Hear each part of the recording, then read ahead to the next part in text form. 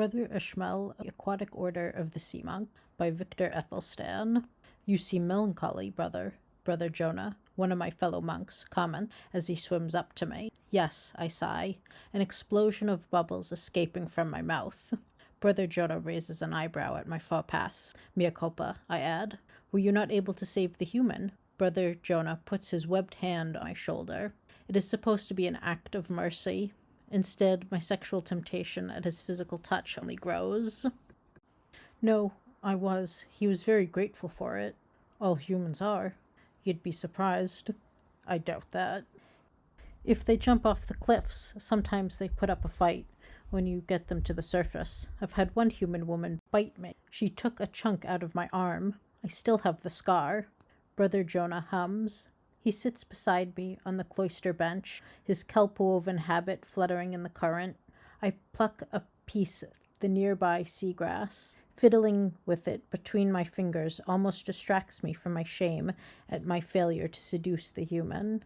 Why are you melancholy? You saved a life. You did your monastic duty. We are alone in the garden. That doesn't guarantee no one cannot hear us. May I make a confession? I ask. Brother Jonah swims upright. You may. I swim closely behind him to our chapel. Jonah is not his ocean-born name, but neither is my monastic name, Ishmael. They are the names we took once we took the cowl. I chose Ishmael because it is biblical, and it sounds similar to my ocean-born name. Brother Jonah was given the name as he was nearly eaten by a whale on his first day as a novice. The monastery's chapel is small and part of a cave. The materials not from the natural cave are stone, human ships, human items lost at sea, and a few humans themselves. It is an unfortunate reality that we cannot always save humans. Sometimes, by the time we do find them, they are so bloated and decayed our abbot considers it a mercy not to allow them to wash ashore where their families can see. When this occurs, we find anything particularly distinguishing left, whether it be an item of jewelry or clothing, or even a body part with a birthmark, within reason, and take it to shore for the families to find. The Aquatic Order of the Sea Monks consider giving families closure important. However, we do also try to avoid being seen by humans when we do this, as it can lead to accusations we murdered their loved ones. If we are seen, we try to avoid giving the full bodies back to avoid additional emotional distress. Sometimes it is unavoidable, as we do want to respect the deceased family's wishes. Our abbot and prior usually give the full bodies back, so the rest of us do not have to watch and listen to the distressed families. When the distinguishing features are returned to the surface, and the superior delivering it returns, we will strip flesh from bone and feed the meat to the sharks. The bones are most respectfully added to our ossuary, to be with our deceased brothers. My brethren and I consider it of the utmost respect to be placed in our ossuary. Some of the humans I rescued do not consider that to be the case when they ask what would happen if I hadn't saved them in time. Brother Jonah gestures to the confessional. I enter and pull back the curtain, one we received from a human shipwreck from the hole in the cave wall. Water swishes and bubbles as Brother Jonah sits on the opposite bench.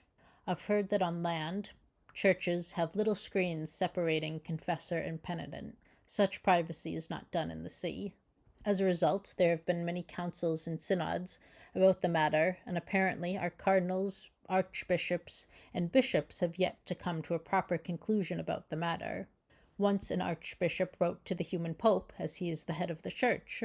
From what I heard, the archbishop received a polite letter back, explaining that the pope's wife and daughter had just been murdered, so a council and or synod about whether or not there should be a screen in aquatic confessionals was not high enough of a priority, and to figure it out for ourselves. There are still arguments about the screens to this day, as well as arguments about whether or not popes should be married. What would you like to confess? Brother Jonah asks gently. I stare at my tail.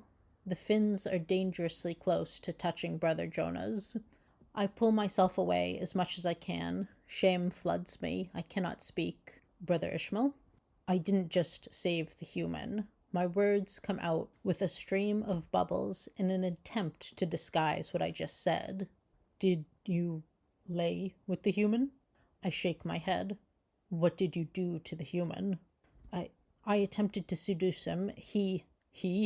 Yes, Brother Jonah. He. Brother Jonah moves away from me. I think you should discuss this with the abbot. Before I can protest, he swims away. He glances behind him as he goes, as if I would follow him. I look away and keep my hands in my lap. I pray 3 Hail Marys before Abbot Oceanus returns. Beside him is Prior Baptisimus. Brother Jonah lingers behind. Brother, Abbot Oceanus says to him, please leave us. Brother Jonah hesitates, then goes. Outside the church, the tail flicks of the other sea monks fill the water, echoing in my head. Everyone will hear whatever conversation we have. Is there something you'd like to tell us? Abbot Oceanus asked. Brother Jonah said you were a catamite. Brother Baptisimus is never one to waste air. That was under the seal of confession. Abbot Oceanus and Brother Baptisimus' tails flick in discomfort. Are you? Brother Baptisimus asks. What will you do if I say yes? I run my webbed fingers along the confessional's rough stone wall. You will be relocated. Abbot Oceanus's voice is almost kind. Are you? Prior Baptisimus demands. Where will I be relocated? Answer the question. I do not. Brother Ishmael. Abbot Oceanus floats beside me. His voice is low and gentle like the brush of a fish against your tail. Did you break your vows? No. He nods, his hair swirling in the salty water. Are you struggling with your vows? I am not sure I want to be a monk anymore. Several gasps from outside the church echo in my ears. Brother Oceanus makes eye contact with Prior Baptisimus and tilts his head in the direction of the gasping. Prior Baptisimus rolls his orange eyes before leaving. Oi, what are you lot doing? Go back together and kelp! That is a very serious thing to say, Abbot Oceanus murmurs.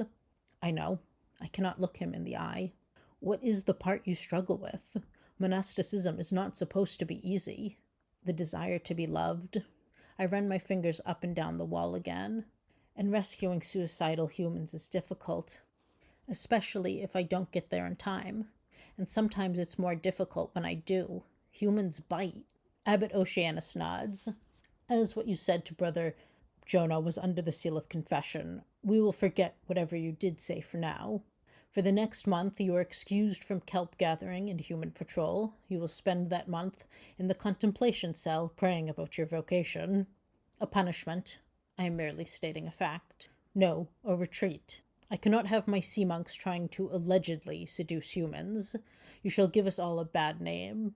And if I am still struggling at the end of the month, depending on the extent of your struggles, you will go back into the contemplation cell. If you try to seduce another human, you will be relocated to a freshwater monastery. You wouldn't, I whisper. I am a saltwater merman. It is deadly for us to spend extended periods of time in fresh water. After spending more than an hour in the wretched stuff, we begin to feel lethargic. A few scales will fall out. At 6 hours, we struggle to breathe. Within a day, our bodies swell and bloat. By day 2, the bloating rips our flesh. It's subtle at first, only small cracks in the skin. Slowly, the skin splits long strips down the flesh, seeping out blood and meat. On day 3, we die either from suffocation, blood loss, or bursting. You would be given salt for your journey. The abbot would provide the rest. He pauses. Such an action is drastic, and I do not wish to take it. That will only happen if you seduce a human. Understood? Yes, Father, I whisper. He smiles kindly at me. Come, Brother Ishmael. It is time for your retreat.